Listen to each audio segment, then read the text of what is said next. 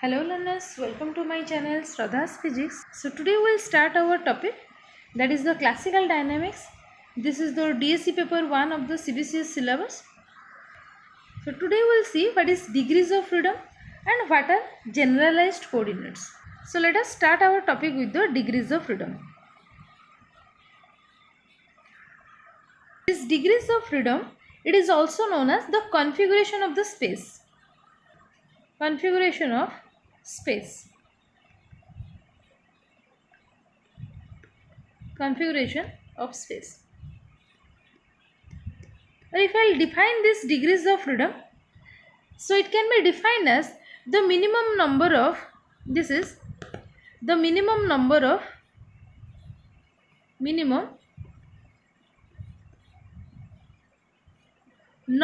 independent variable, the minimum number of independent variables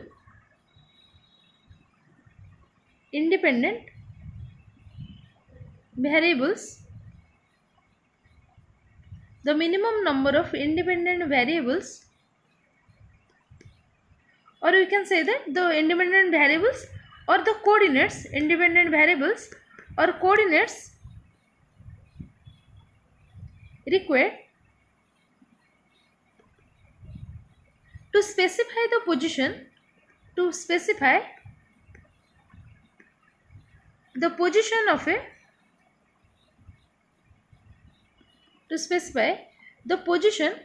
of a dynamical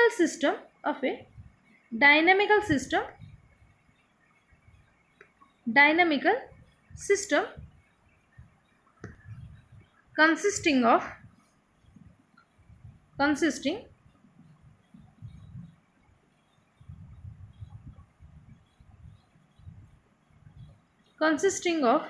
one or more particles,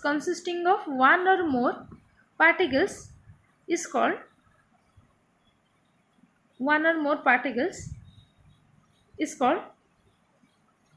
the number of degrees of freedom of the system. Degrees of freedom of the system.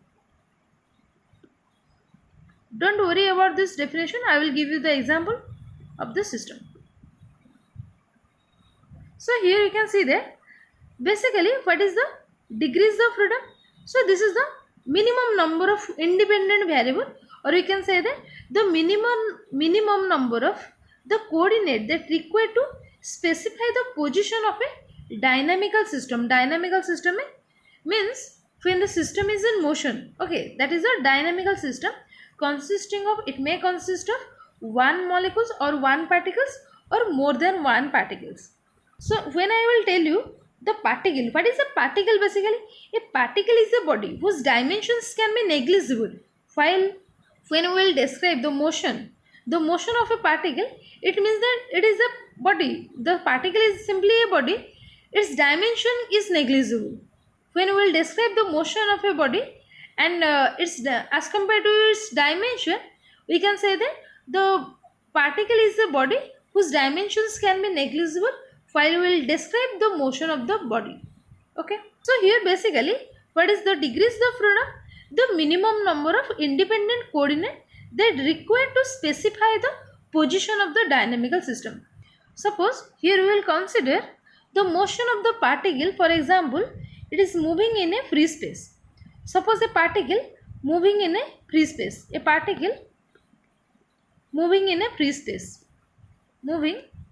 in a free space.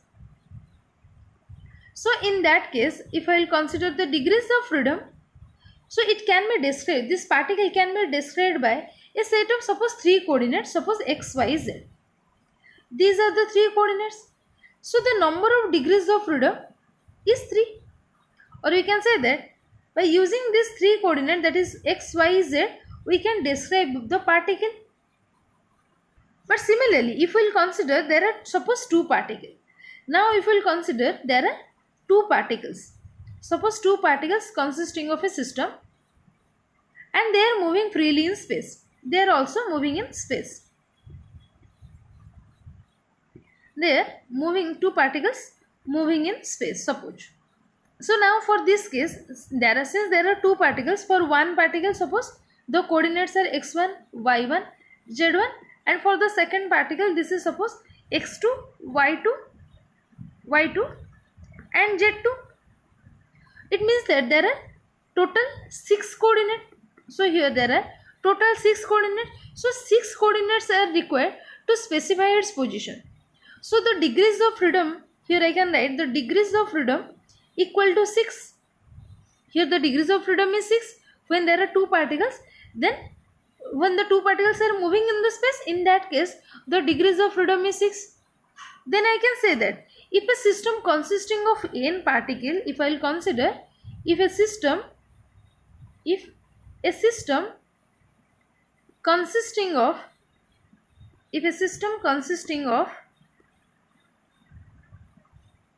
6 particles, consisting of n particles, if a system consisting of n particles moving in space, they are moving freely in space, then we need 3n independent coordinate. Then we need 3n independent coordinates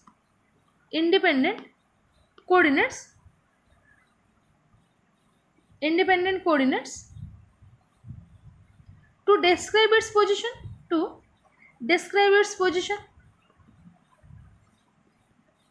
Now here the degrees of freedom equal to how much? 3n. So here you can see that for a single particle which is moving in freely in space, so here the degrees of freedom, in the first case the degrees of freedom is 3, because x, y, z there are 3 coordinates. So here the degrees of freedom is 3. But when there are two particles, then in this case the degrees of freedom is 6. That is 3 plus 3 is 6, or we can say that 2 particle. So here we are just 3 into 2, we are just writing 3 into 2, that is 6. So similarly, when the system consisting of n particles and they are moving freely in space, so in that case the degrees of freedom is how much? So this degrees of freedom will be 3n. But when the constraint means it is simply a restriction. In the next class we will go in detail about the constraint, but today just for your simplicity let me tell you, a constraint is something that is a restriction. Constraint is simply a restriction. Constraint is a restriction. When there is a restriction comes, so in that case the degrees of freedom reduces. It means that suppose for example, a particle is moving on the circumference of the circle. So the number of coordinate, if I will say the number of independent coordinate to describe the position of the particle in case of a circle, when a particle is moving on the circumference of a circle, you will just tell that r and theta, these are the two coordinates to describe the position of a particle. One r is the radius and the theta is the angle. If you know the radius and the angle theta, then you can say at which point the particle will lie. But my condition is that when I will say the condition or the constraint or the restriction, here if I will say the restriction is that the particle will move on the circumference of the circle only. It will move only on the circumference of the circle. It means that the particle will never lie inside this circle at any point. So it means that only on the circumference of the circle, if the particle will move, it means that its radius is constant. The radius should be the constant, because the particle can move only on the circumference of the circle. It cannot move inside the circle. So here if I want to know the position of the particle, then if I know this angle theta, that is suppose the particle is at this point A and after some time it is at this point B, then if I know this angle theta, then I can determine its position, because this r is constant. Now this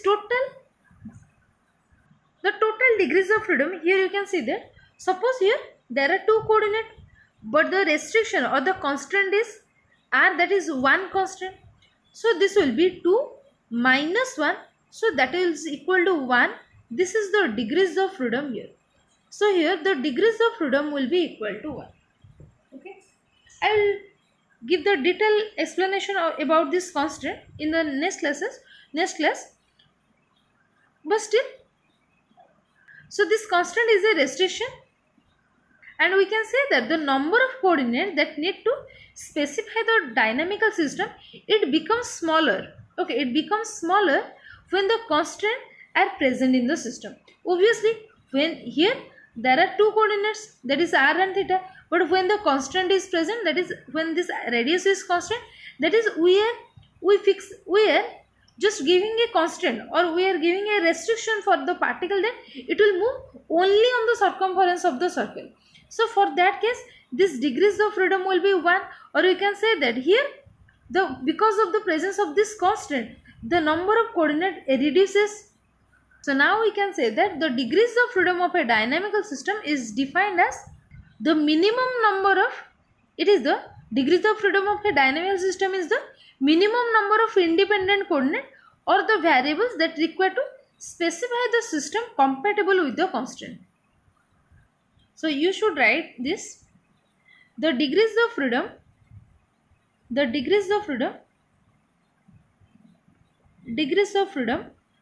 is defined as, this is the definition actually, the degrees of freedom is defined as the minimum number of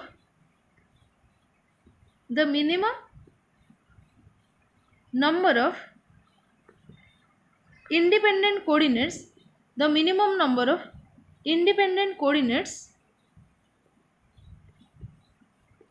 or you can say that independent coordinates or variables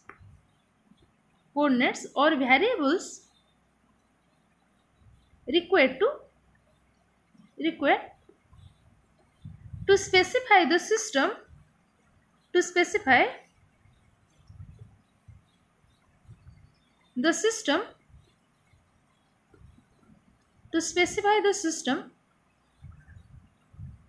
compatible with the constant.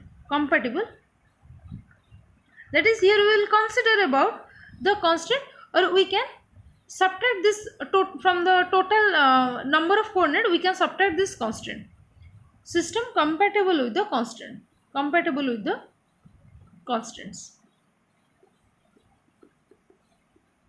or this basically can be constants, or this is can be written as, that is, the degrees of freedom f will be equal to 3n minus k. Here f will define the degrees of freedom, and k will define the constants, and n defines the number of particles present. Number of particles are present in a system. Now we will see what is generalized coordinate. So this generalized coordinate means this is the set of independent coordinates that is sufficient in number to describe completely the state of the configuration of the dynamical system. Or you can say that this is general, you can say that the minimum number of coordinates. The generalized coordinate is nothing but the minimum number of coordinates that need to describe the motion of the system. As in this case, I have given you the example of a circle when a particle is moving on the circumference of the circle only. When a particle is moving on the circumference of the circle only, then only this theta angle, this is sufficient. This theta angle here, this theta angle is sufficient to describe the motion. Then this theta is called the generalized coordinate. Okay. Similarly, if I will suppose consider a sphere. Suppose this is my sphere. Suppose just like this. Okay. Suppose this is my sphere, and also you know, in case of a sphere, there are basically three coordinates. What? R, theta, and phi. These are the three coordinates.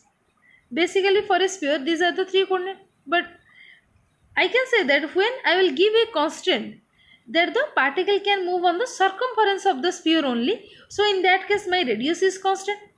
But this theta and phi, they will vary. So in that case, this theta and phi, these are known as the generalized coordinate. These are known as the generalized coordinate, or we can say that there are two generalized coordinates. Okay, here we can say that there are two generalized coordinate. So you may write like this: the generalized coordinate, the generalized, you can give the example, the generalized coordinate is given to a set of, is given to a set of independent coordinate, set of independent coordinates, independent coordinates sufficient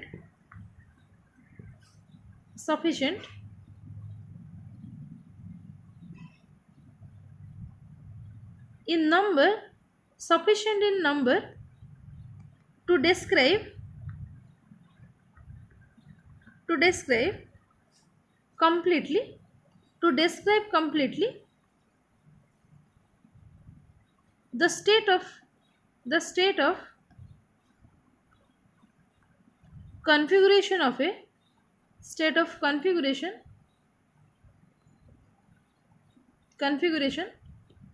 of a dynamical system, of a dynamical system. Okay, now here you can give the example of a circular sphere. So you can give the example here. So for a circle, when a particle, you can write, when a particle is constant, I can write, when a particle is constant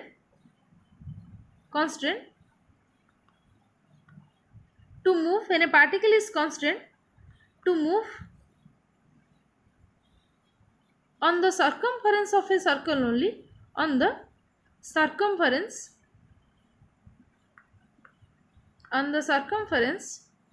of a circle only, so in that case the generalized coordinate, then the generalized coordinate is equal to theta, or the generalized coordinate is 1.